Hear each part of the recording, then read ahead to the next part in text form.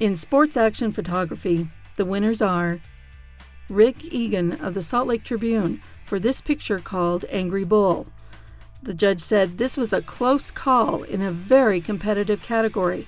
The judge wrote, "The detail of the bull atop the rider who is trying to escape is excellent. The eye of the bull, the wrinkles of his skin, the bull in mid-buck make this an excellent action photo. A second before or a second later, and it would not be the same picture." The winner in Division C is also a rodeo shot. Megan Burr's photo called Man in the Middle shows excellent timing by an obviously seasoned professional. In Division B, the judge said this picture was by far the strongest entry. Patrick Smith of the Daily Herald got a beautiful stop-action shot that captured great expression on the players' faces. In the Best Sports Videography category, the prize goes to Richard Teasdale of the Daily Herald for Cougar Blue Sports Wrap-Up, Utah.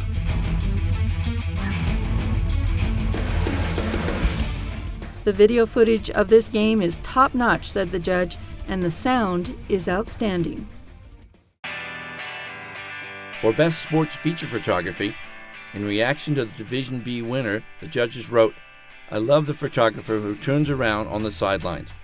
Everyone shoots sports action, but not everyone sees the emotion going on behind them." The judges went on to say Mark Johnston of the Daily Herald will go far in this business. Whiplash the Cowboy Monkey earned Steve Griffin of the Salt Lake Tribune first place. "A great photograph that immediately captures the eye of the reader," said the judge.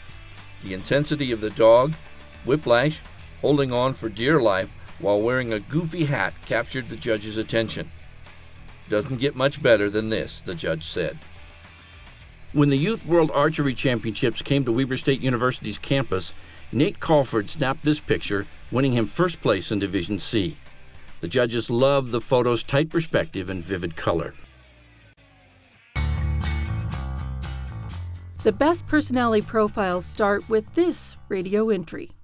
World's Strongest Librarian. Elizabeth Ziegler profiled a librarian with Tourette's syndrome who also bends nails with his hands.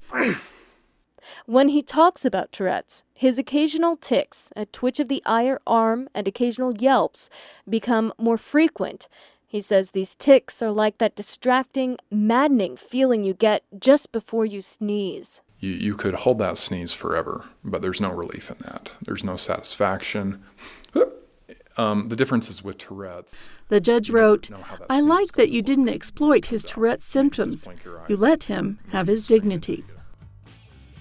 In Newspaper Division C, the winner is Tim Olson of the Utah Statesman for his profile of an athletic trainer. This winning entry dealt more with the personality aspect of its subject than did the other fine essays, said the judges. It not only showed us what this person did, but also gave us some glimpses as to why.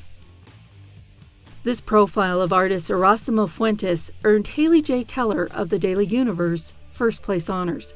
The judge wrote, "Keller artfully writes through Fuentes' sculpturing process, his timid demeanor, and his art, leaving the reader with a taste of a unique life." The story of an Army recruiter coming to grips with the death of a soldier he recruited took first place in Division A. The judges wrote that Matthew D. LaPlante of the Salt Lake Tribune humanized part of the war story that not many may think about. Good details written with clarity, excellent writing style, and good reporting.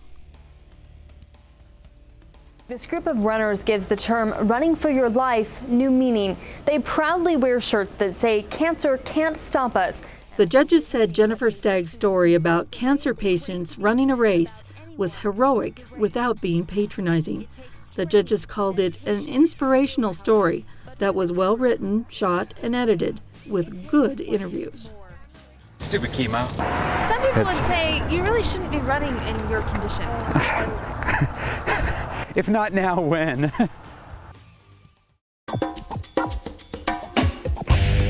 In the General News Photography category, here are the winners. Fire Drill, shot by Brian Butterfield of the Signpost, takes first place in Division C. The judges said the photograph shows good action, and they liked the composition of the police tape across the photo.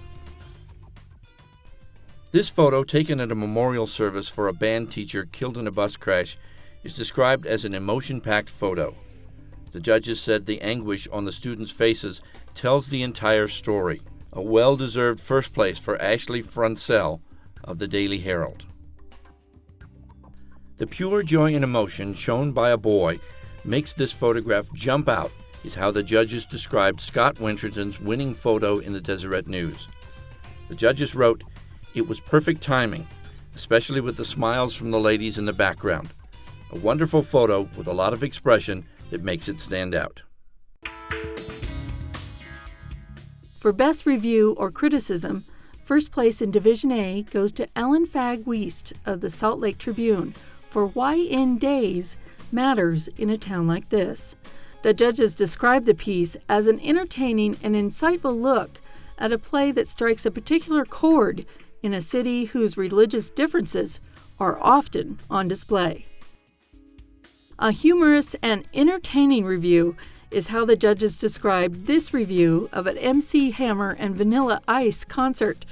The judges called Cody Clark a savvy writer who peppers the review with his perspective and personality. Benjamin Wood's review of the movie 500 Days of Summer wins first place in Division C. The judges said Wood did a nice job of balancing critique with synopsis and standout scenes without revealing too much of the plot. The best in education reporting starts with the wonderful, touching story of a Utah State PhD candidate who is brilliant and has cerebral palsy. Great handling of an unusual subject, said the judges about Doug Robinson's story, making it the most powerful entry in this category. A fifth-grade teacher turns his classroom into a military barracks in order to teach his students World War II history. Operation Never Forget takes first place in Division B. Manette Newbold writes great descriptions and interesting details in what judges called an interesting community piece. Catherine Meidel of the Utah Statesman wins first place in Division C. The judges described this article as well-researched and well thought out. Good reporting on a very interesting issue. Informative and interesting is how the judges described this story by Alex Cabrero. She created a Facebook page, Save Higher Education in Utah, to make others aware of what was going on. Not only did she gain awareness, she gained support. 5,000 people.